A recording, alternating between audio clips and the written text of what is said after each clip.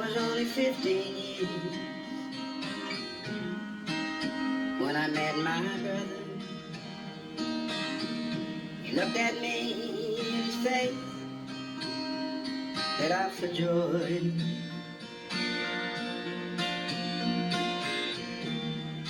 After the tears, he talked about our mother, held me close and whispered about her boy.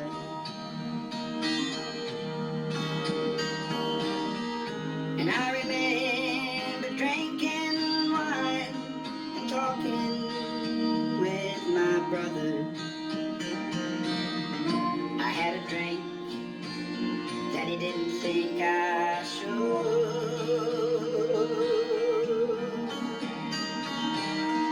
I told him I could handle it, and I said, let's get mother. Sitting in the kitchen in Dyke Street, Collingwood.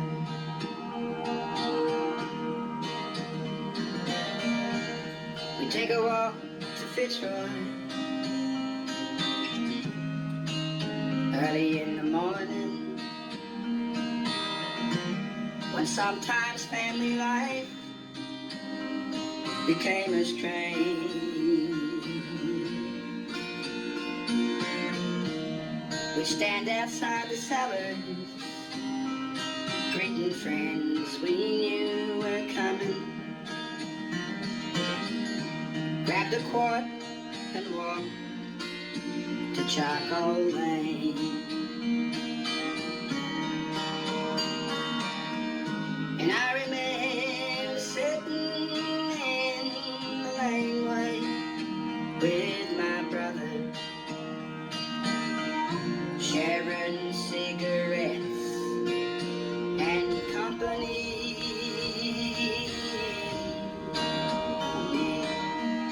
Drinking with some friends we knew, who said they knew our father. Sitting in the laneway, my brother and me.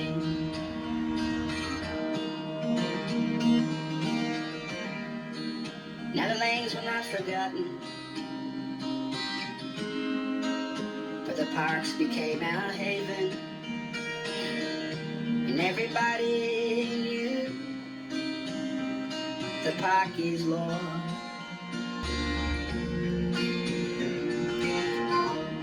And I see my brother standing on that hillside, and he's saying, F-Troop doesn't ride here anymore.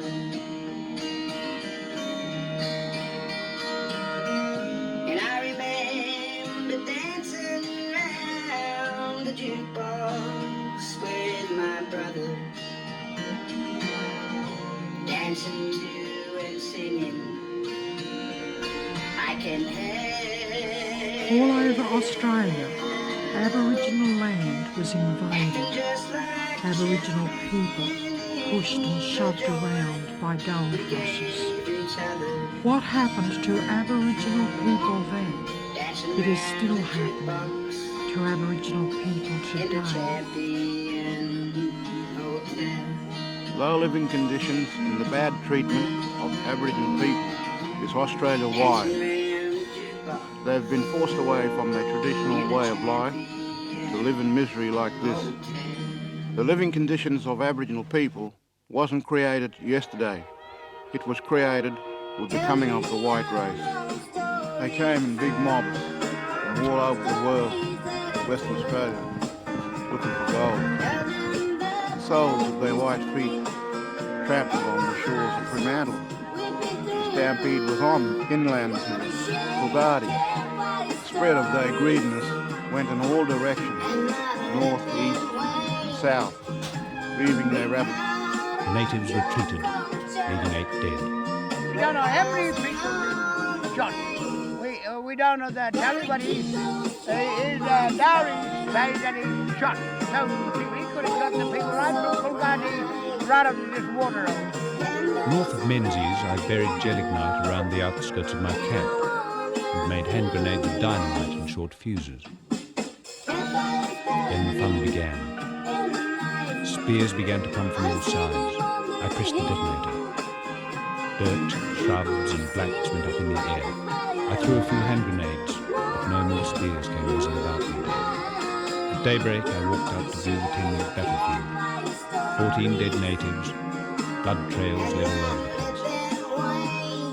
Okay, everyone took off in different directions, running, escaping for their lives. The nearest water hole was just up here about 40 miles. And they could go to the water hole about another 90 kilometers out here. And they can go for water back here about another 100 kilometers.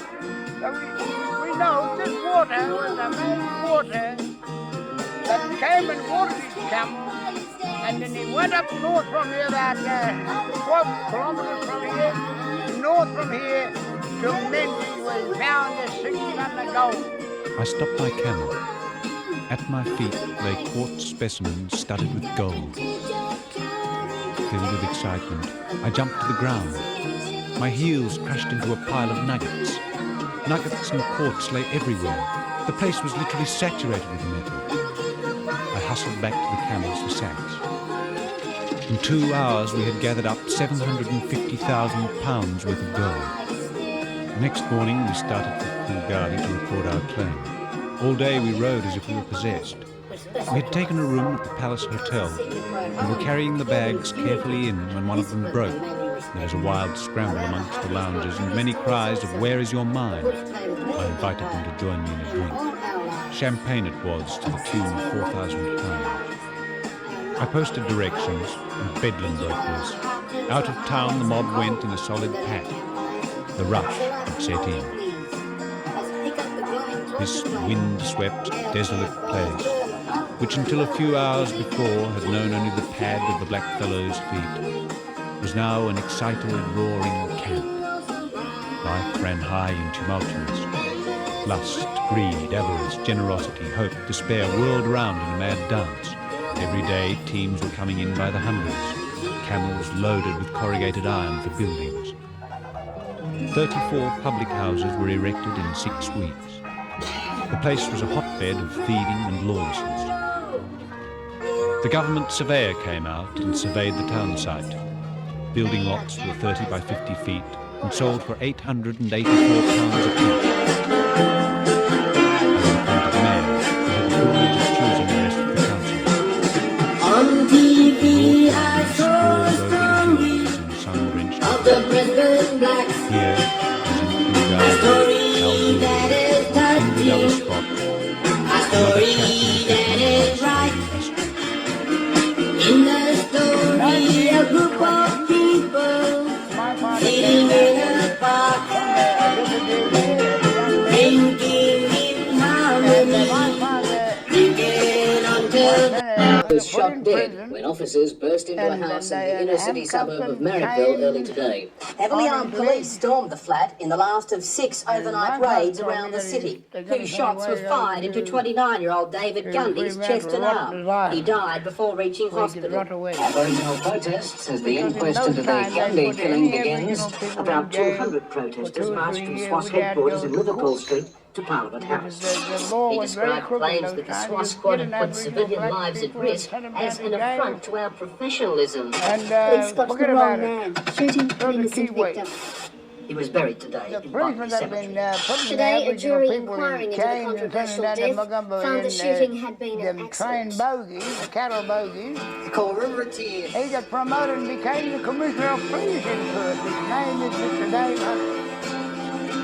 When white authorities wanted to, they took Aboriginal people away from their tribal land and sent them to places nothing less than concentration camps. Prisoners from coastal tribes, they sent them to Cosmo River in the desert Gully.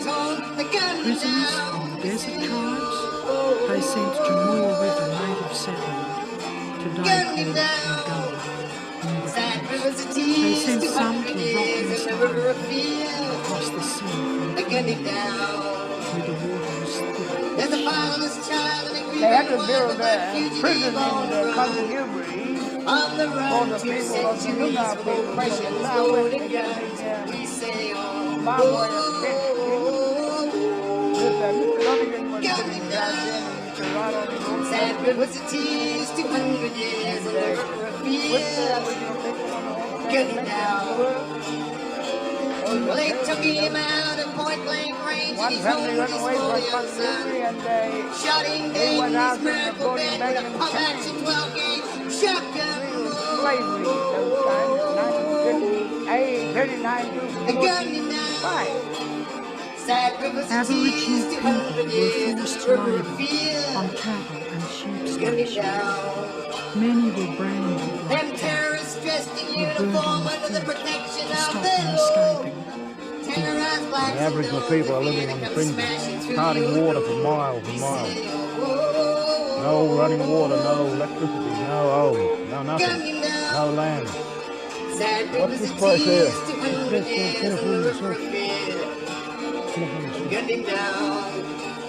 used to be good. There's 100 men over Denny Road, condemned before his trial. The real old people. Black brother gone undercover, one chance being taken alive.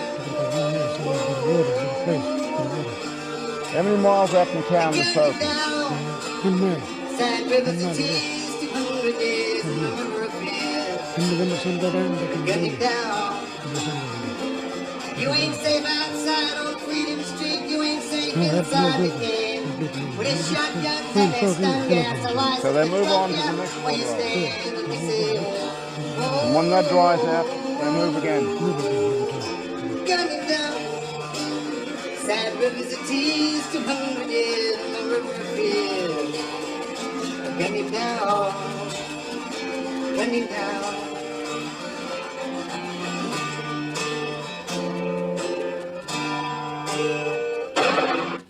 You know, that's not a wanga, nothing. That's not a wanga, nothing. They hard bastard. No tap. Oh, jerrycan. Fill the water. The jerrycan. Come down. Robert. You gotta help us. See, I'm living in the creek. Every time when it's rain, around the place. Robert, I hope you'll help me.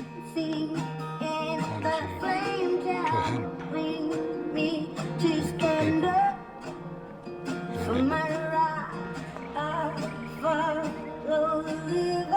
they're still waiting. Still waiting.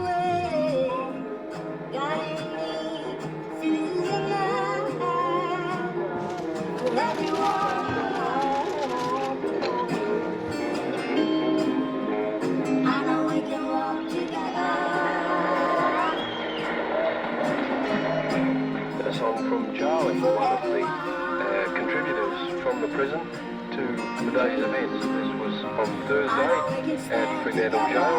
Well, here's Josie Boyle, one of the guests at Fremantle Jail for the prisoners' concert. And she's singing Bimbo in Wongai. Help us more, please. Because we've been here too long and we didn't get help properly. No help from the government. Aboriginal people at Wiluna want land the same as Aboriginal people all over Australia. This is what the government has refused to give them. This is the kind of help that Aboriginal people want. Yeah, more help. That's what we want, you know, more help from people. We can't keep nothing. We know what we're still the same what we've been living before. The Aboriginal Reserve at Leonora was just taken over by mining companies. Fringe drillers at Leonora weren't allowed to speak for themselves. Only a fringe driller can speak of a fringe driller. So I am a fringe driller. When Aboriginal people say grassroots, we are the grassroots of the land. We are the roots that come out of the land. No matter what the white race say, it's when we use those words of saying grassroots, that's us, the Aboriginal people. It means that we are part of the land. White man is destroying this land, digging holes for uranium, oil, and gas. White man wants to find more, putting this land in such a mess. They are taking everything from us. In time to come, this land will turn to dust. Yalari means destruction. When the two gods came, they destroyed this evil being, put it under a big spell, said no one allowed to touch it. For generations, told by our elders not to disturb the place or to dig around it or to uplift anything out from the ground itself. This thing is pretty deadly, yet the Westing mines has all the right to go down. And there's this yellow cake. The mining company had already dug up so many thousand tons of uranium. The water started to run everywhere and kill all the bush life. I believe when you unearth any rock from there, it's just like unearthing a dead body from the grave. The greediness of the whites is going to break everything. They've got a plant 4.5 miles out of Kalgoorlie where they treat this uranium. A lot of our people was infected who are after Maringa. That's their camping ground.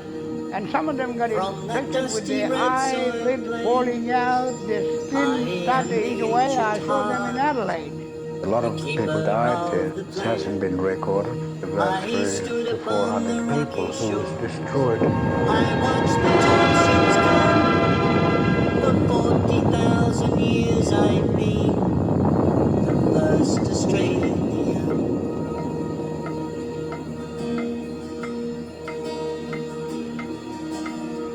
That country. I came upon the Roamed around here.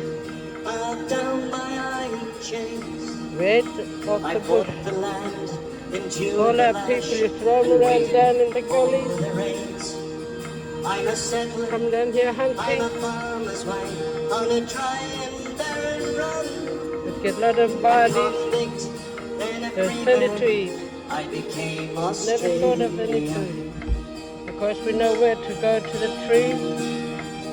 If we're way out and there's no water close by, we go to the big currajong trees. And we dig around them. And we break the roots. And we survive till we get to the next water hole.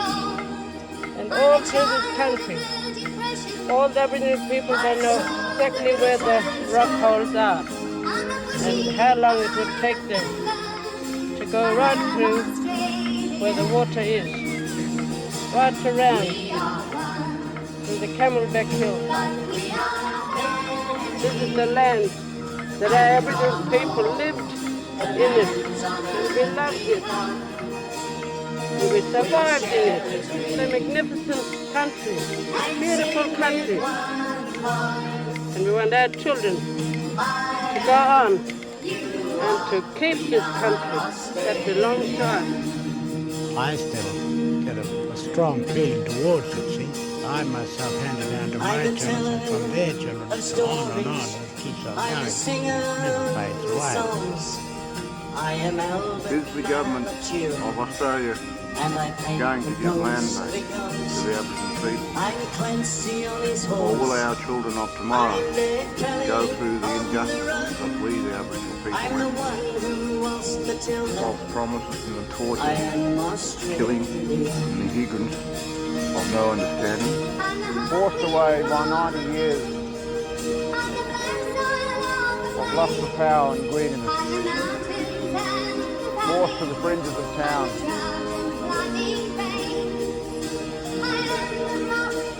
By the mining companies and the progress that goes with it of the white society.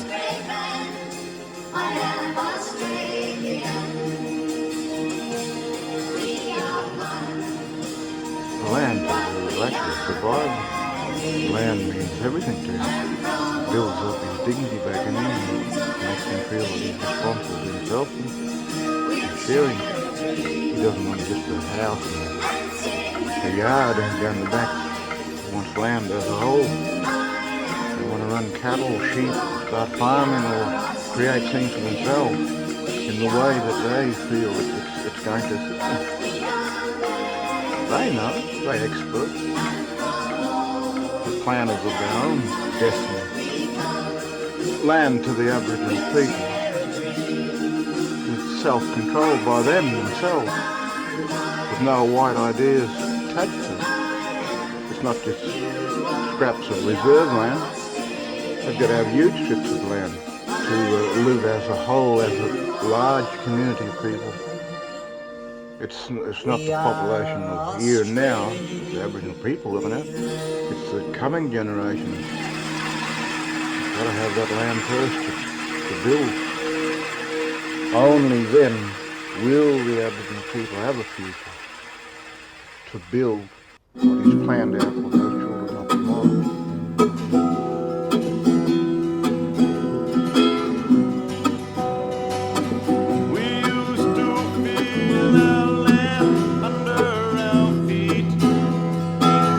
Heard some people saying, why are we happy too?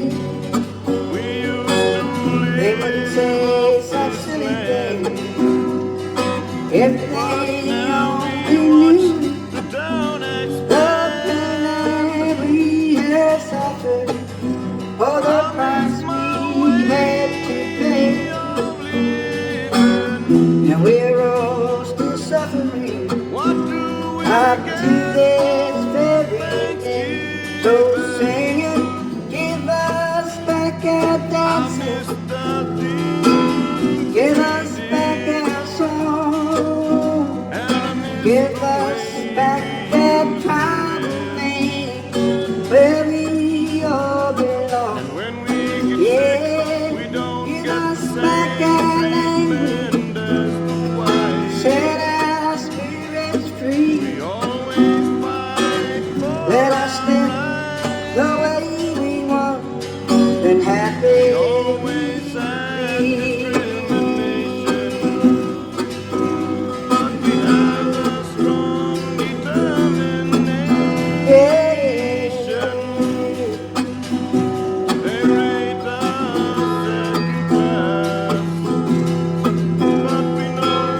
Some people often tell me that we're all whinging luck. Just look at what we've given and give thanks for what you got.